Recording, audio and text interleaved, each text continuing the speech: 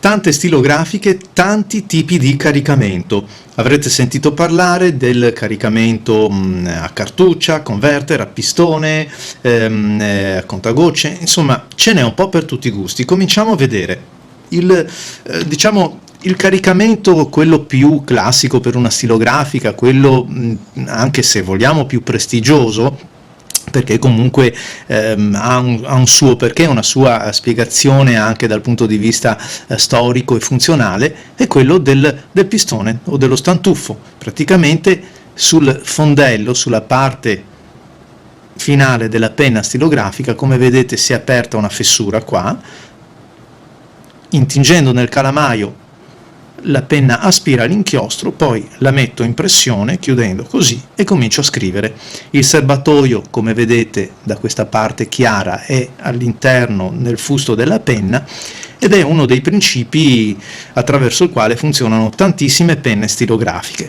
Però non c'è solo quello, perché innanzitutto perché chi ad esempio viaggia e sta lontano per molto tempo si ritrova con la penna che quando esaurisce l'inchiostro deve avere a disposizione anche il calamaio. Allora qualcuno ha pensato sulle penne un po' più moderne di mettere un sistema di tipo a cartuccia, quindi cartucce ce ne sono di ogni tipo, di ogni razza, e credo, io qui ne ho un po' sempre a disposizione per le mie penne. A seconda della marca infilo la cartuccia ed è molto più pratico, diciamoci la verità, portarsi dietro 2 o 3 cartucce quando così si è fuori per lavoro o per svago, quello che è, e si sostituisce l'inchiostro in questa maniera.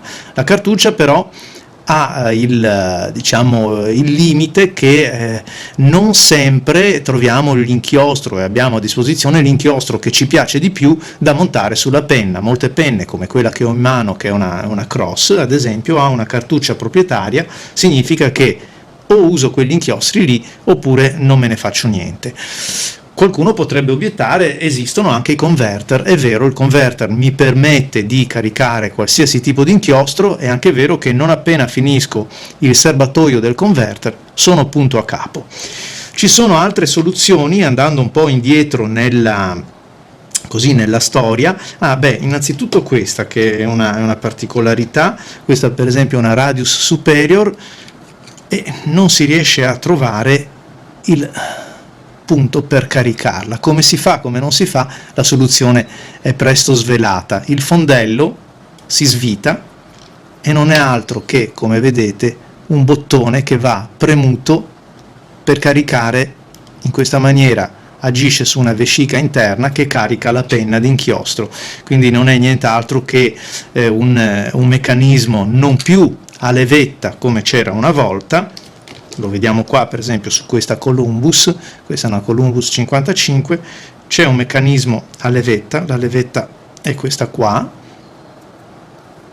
vedete, io non faccio altro che tirarla, la tiro verso l'esterno per caricare nel calamaio l'inchiostro e poi in posizione di quiete lei ritorna aderente al fusto della penna. Ho caricato la vescica, che è il sacchetto di plastica che è all'interno che contiene l'inchiostro, e posso scrivere.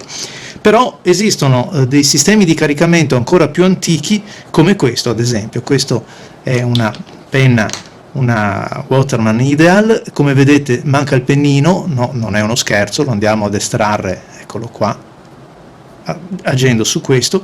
Però il sistema di caricamento era proprio questo, cioè col pennino rientrato si caricava a goccia l'inchiostro e poi si poteva scrivere, ovviamente con tutti i limiti del caso, perché non si poteva certamente prendere una penna come questa e rovesciarla nel taschino o portarla in qualche altra maniera.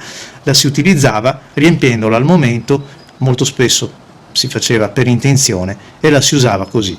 Penne straordinarie con dei pennini che oggi come oggi non esistono più sul mercato, chi le ha se le tenga strette. Ci vediamo ai prossimi video tutorial di Stylographic Art.